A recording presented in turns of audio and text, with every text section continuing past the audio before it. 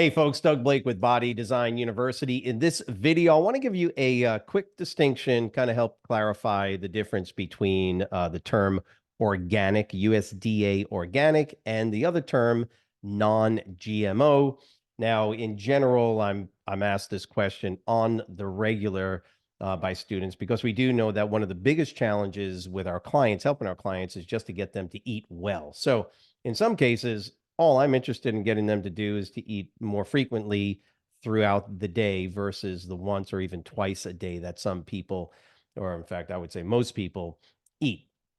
But beyond that, now we have to talk about, and again, where you can deal with the calories and macronutrients, frequency of the meals, all of those are important. But then there's this sort of other side to the coin, and it's the quality. And when we say the quality of the food, we're talking about nutrient density, the actual amount of nutrients, vitamins, minerals, fiber, things like that within the food itself, its level of processing, and these other two sort of components that people are looking at more and more today, which is the idea of organic, USDA organic, certified organic, 100% organic, just organic or contains organic foods, and this other component. Then sometimes they're brought together. They're not the same, non-GMO, or just using the term GMO, genetically modified organisms.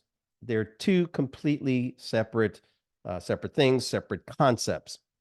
One of the things to keep in mind, as I explain this to you, is that if something has what's called the label, USDA certified organic label, by default, by definition, it is a non-GMO product.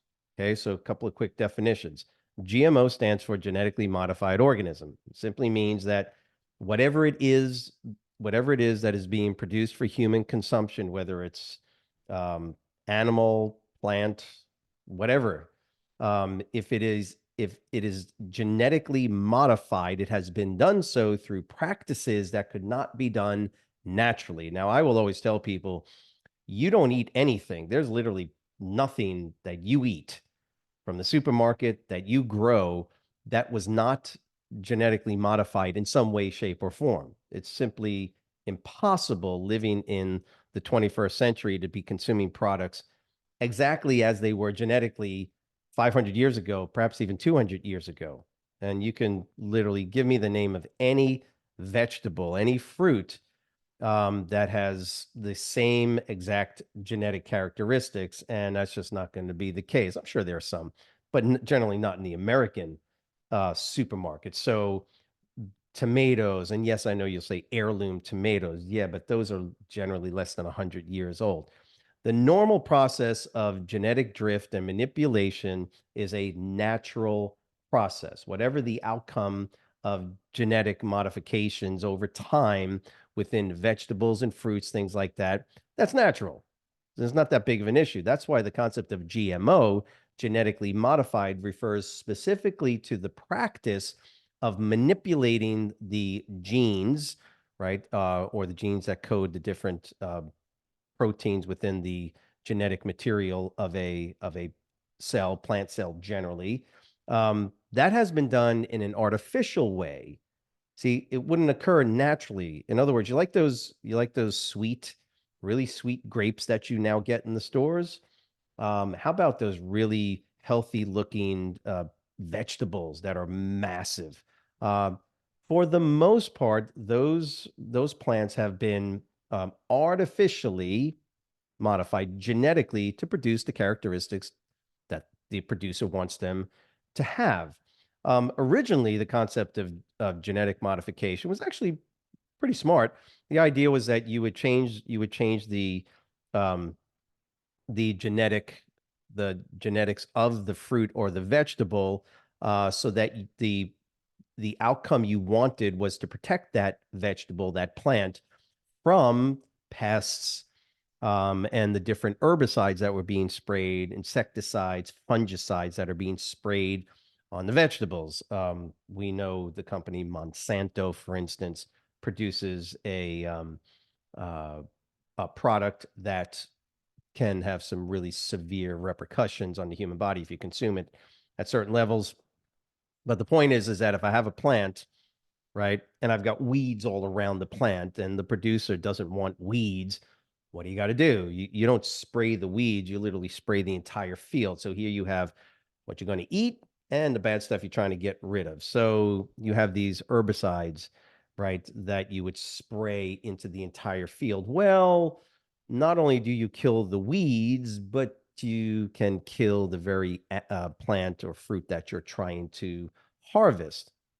Well, that's not good. And even if you do get them to survive the poison of the herbicide, well, then the plant will probably absorb that in it, and that's not good for human consumption.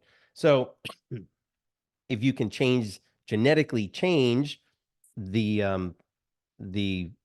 characteristics of this plant to withstand that herbicide. So you spray it with the herbicide now, it's been genetically changed so that it doesn't get affected by that herbicide, which means it'll continue to grow. But what's the problem? Is you still sprayed it with herbicide. Okay, so the herbicide ain't going to kill it, but the herbicide or whatever you're using, insecticides, things like that, still get absorbed by the plant, and then you eat the plant. The ideal scenario is that you never spray an herbicide on it. You never spray any of these chemicals or poisons onto the plant. Ideally, that's what we would like. So this is where the GMO issues have come to light, in that even though it's genetically modified to make it grow faster, generally the GMOs were designed to withstand the chemicals that were being sprayed on it. So if it's not genetically modified, you at least know that the plant was probably not being hit. We don't know that for sure, but the non-GMO concept is that the plants then that are not genetically modified in a laboratory they're struggling on their own when they grow. That's great. Um, there's other elements to the genetic modification with animals, things like this. And so the GMO part of this equation, sure.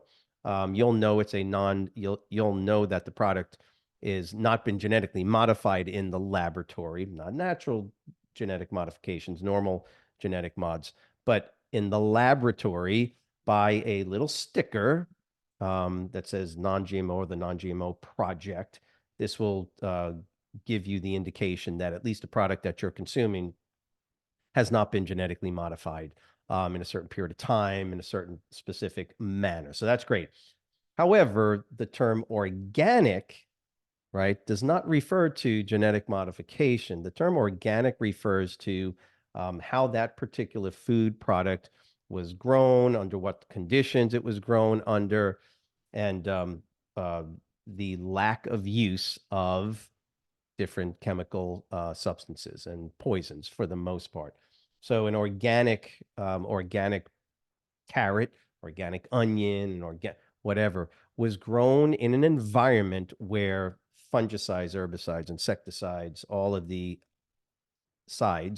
insecticides, right, were not used.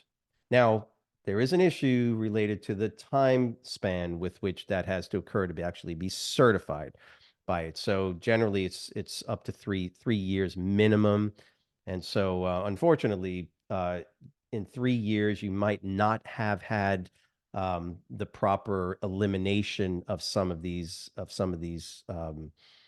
chemicals from the soil. So, you can still, believe it or not, and the tests are done and they're out there now saying, some of these certified farms that have only been certified recently, but for the previous 10 years, they were using um, farming practices that were not organic, can still have residual poisons in the soil or residual chemicals in the soil. So even though it's been 3 years, maybe even 5 years since we have used non-organic practices, agricultural practices, there might be some residual stuff still left in the soil, and those onions, potatoes, things like that. They still have to be tested. That's why they have what are known as the dirty dozen when it comes to, if you're going to eat organic foods, make sure they are root vegetables for sure. But even then, you've got to be careful because you just never know if they still have some residual components left in the soil. So the organic is basically agricultural practices that lead to a product that should not contain any residual or any components of man-made um, chemicals or poisons. The agricultural practices that designate USDA organic for animals means that there has to be a sustainability component to it. The animals have to be raised in a particular environment, not necessarily free range, but in general, they cannot be fed any feed that is not organic. You get the idea? Just as an aside, if you're going to eat meat, we recommend grass fed anyway. Um, but again, is the grass organic? Technically, it would be if you're buying organic USDA organic beef, organic chicken, all of those animals, those individual animals were not fed foods that were not organic. So the corn that the chicken ate or the hay that the cow, those have to be certified as organic products as well. The point is that if you strive to eat the organic foods, they're not going to have any genetic modified components to them anyway. See, but if you have non-GMO products, doesn't mean that they're organic. Hope that makes sense. All organic products are both organic and non-GMO. They have to by definition, okay? Because organic products cannot have genetically modified organisms as a part of either the feeding process or the fertilization process or any of the other agricultural processes that are used. You get it? Organic covers both. Non-GMO is just that it wasn't genetically modified. I'm not really sure what the issue or the problem with some non-genetically modified foods are. That's a big, that's more of a question. There's no issues with organics, but when it comes to GMO stuff, eh, I'm not really sure what the problem is with some of those. But the point is that if you don't want to eat foods that are genetically modified, go for the organic anyway. Always look for the organic. The non-GMO project stuff just gives you one part that we know, but you can still be eating foods that are not genetically modified that have been sprayed with insecticides, fungicides, herbicides. You could, um, because that's not part of the criteria for genetic modification. It is just the genetic component of that particular plant, fruit, whatever, or the animals and what they ate.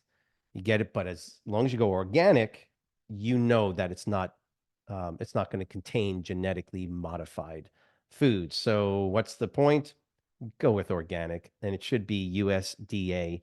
It should hopefully have a 100% organic component to it as well to make sure 100% that what you're dealing with is exactly what they have stated is in that food. So I hope this was helpful. If you have any questions, of course, let us know in the comment box below. If this was helpful, write the word understand in the box as well and let us know how we can be of assistance. Remember, give us a like, make sure you subscribe to the channel, and by all means, share the video as well. Take care. Have a great week. We'll see you next week.